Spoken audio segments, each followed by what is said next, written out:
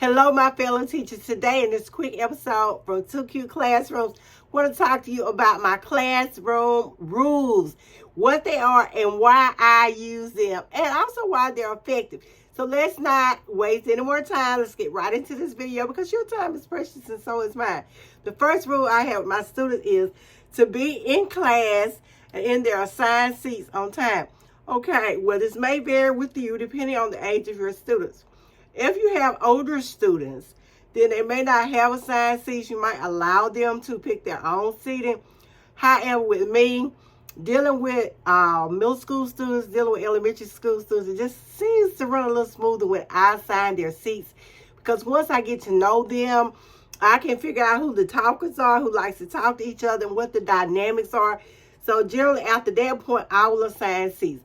Also, if parents have requested for their child to sit in a certain spot, then that's where they're going to be seated.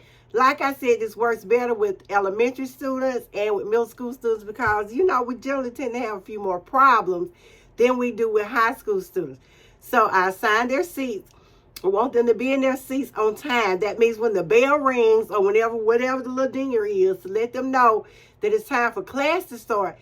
They need to be seated and they need to begin their work. One of the reasons it's so important that my students are in their seats on time and working is because generally they'll have a bell ringer or some type of morning work that they need to be doing while I'm doing those little mundane tasks like taking up those absentee slips, doing attendance, making sure everyone is where they're supposed to be, and making sure everything is in place for them. So it is important that they begin working. Plus, my morning work is going to tie into what we're going to be covering throughout the rest of the week. It's also geared towards what's going to be on their state test. So it's very important that we're working. Also, unless you have one of those real long class periods or your students are with you all day, like they are sometimes with elementary teachers, then I need mine to begin working because generally if I have a 45-minute class or 55-minute class, even an hour and 30-minute class, a lot of times I need to get across a lot of skills. So I need every minute that I can have of their time and their attention. Plus, I don't like to give out a lot of homework. And so if they can go ahead and come to class and begin working, then that can save me a lot of time. So it's imperative that they be in their seats, that they begin working on their morning work. It is important that my students are respectful to themselves and to others. We want to make sure that we are giving respect and we're receiving respect. That all has to do with the classroom climate. And my climate is one of respect. We can learn so much more, do so much more when we are respectful. So that is another one of my classroom rules. That my students are respectful to themselves, to others. It's also going to decrease your behavior problems, any type of conflict. When you teach your students to be respectful, then that is what they're going to be. It needs to be one of your expectations. Another one, a rule that I have is to raise their hands before answering questions. And that may seem trivial. That may seem like, oh my goodness. But it helps to control the problem in the classroom. It has to do with the classroom management strategy. Plus, I can't hear everyone if everyone's trying to answer questions. If you teach high school, maybe no one wants to answer the question. That may be okay with you. But middle and elementary school students are going to want to answer the question. They're going to want to holler out the answer to the question, really. And so it's better to have a rule where they have to raise their hands. That goes back to being respectful to themselves and to others. So that's one of my favorite rules. Also, make sure that they're not talking when visitors are present. This may sound crazy. I always tell my kids, I don't want you talking when someone comes in the room to see me, because they're here to see me and not you. So they're not allowed to talk. That way I can hear what the person's telling me. And that way I don't miss information and they don't miss information. I do allow them to talk if we are having an observation. Like I've told them, if the principal comes in to observe, or the superintendent, school board members, a parent, or someone else, a consultant, someone else is observing our class, it's okay to talk. But if they are here to see me and they're not observing the class, please respect me and my visitor enough to be quiet. It's amazing, but when people come into your classroom, what they see is the impression they get. And don't you fool yourself. They're going to go back and tell it. They're going to discuss it. It's talking about how wild your class was if they are not being respectful. And so, again, that goes back to being respectful.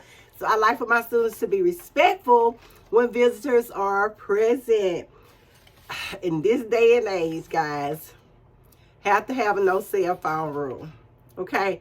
I'm not dumb enough to think my students are not going to have a cell phone. Elementary school, students have cell phones. The cell phone rule is I don't want them with their cell phone out and them talking on it or playing on it when I'm having class. If they're using their cell phone to do math problems, different story. However, most of the time, that's not what they're using their cell phones for. So what I need them to do is to not be on their cell phones. I need them listening to me.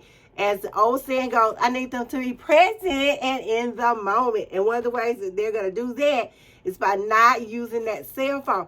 It comes back again to respect. Please respect me in my class enough to pay attention. I understand sometimes we don't want to be there. Sometimes I don't want to be there. But we have to communicate to our students the importance of not being on their cell phones. If it's okay with them being on their cell phones for you, great. It just doesn't work well with me. So that's one of my rules. I'm still the stickler for the food thing, the no gum, food, chewing, all that. I personally don't like gum, but that's my personal preference. If my students can chew gum and not get it stuck under my desk, I'm okay with the gum, okay? If they need to eat, I don't have a problem with the eating in class as long as the area is clean and I'm not having to deal with little pests throughout the week, okay? So, but that's one of my little pet peeves about the eating in class. So, anyway, if we can find a happy medium, I'm fine with that. You have to gauge that for yourself. So, that all depends on you. Before we go any further with this video, if you have not already, please give this video a like, a thumbs up, and that you subscribe so I continue to give you more teaching tips and hacks. And I will see you back in the video. I know this is going to sound like a no-nonsense rule, something that should be common sense, but you will be amazed. This is no cheating. I tell my students from the jump, please don't cheat. Don't cheat in my class, because if you cheat, I have no idea what you actually know or what you don't know because you cheated. So I'd rather you take my test and fail than you take my test and pass and you don't know the material. Sounds crazy to them, sounds crazy, but I need them to take my test and let me see what they don't understand. That way I can go back over the material, give it again, and they can make a better grade on the next test. For any class to be successful, you have to have rules. There have to be some rules. There have to be some consistency. So these were my rules. And I will also tell you that one of the best things to do is go over the rules constantly with your students. Harry Wong had a book called The First 7 Days of School, and it talked about the importance of going over the rules, the first days of school, building those foundations. And I have discovered that that is the best way to do it. Go over those rules with your students. Go over them, go over them, go over them. Have them posted throughout your classroom. A trick I used to use, I used to give my students quizzes on the rules, classroom rules. I would give them a test, classroom rules. They're going to receive the grade for it. It's probably a little daily grade, but it mattered because it counted. They had to understand what the rules were and they had to apply them. So if you found a rule that you like, let me know in the comments. If you disagree with a rule, let me know in the comments. But these are my rules, and these are some of the ways in which you can help your class be successful. See you guys in the next video.